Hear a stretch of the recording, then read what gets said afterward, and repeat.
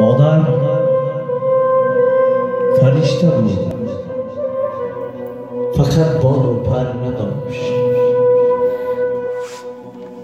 شاید که داشت بال و پر، اما خبر نداشت.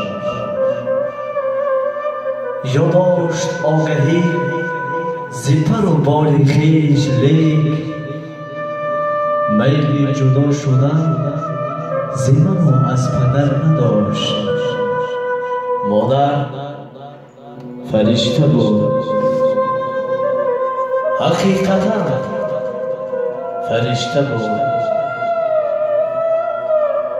روزی پسر از کار به خانه برمیگردد، می‌بیند مادرش روی بالین بیمار خوابیده است. باری از حال مادر پرسان نمی شود و نه همان بالخلقی که در دست داشت برده به همسرش می سپارد. شب می شود. مادر نصف شب درونش می سوزد، بدنش آتش بری علنگه می زند و کمی نالیش می کند. در این هنگام همسر بیدار شده، همسر از خواب می خیزد و پسر می گوید اوی مردک، مادرت به دلم زد، شبی شده است که ما و تو آرام بخوابیم.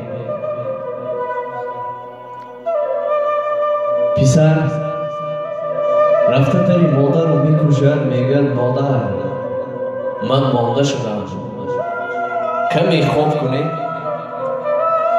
با ما خلل نرسانید، خاموش استید. مادر با آوازی لرزان با چشمانی گریان میگوید خوب شده است بچه جان، وعده میدهم که دیگر صدایم رو بلند نمی کنم. عذر زیاد بچه جانم، رفتم به حضور خواب کنم. پسر از گپی گفتش ذره پشیمان نشده رفته میخوابد. صبح میشود، وقتی صبحانه را آماده میکند پسر آمده در مادر را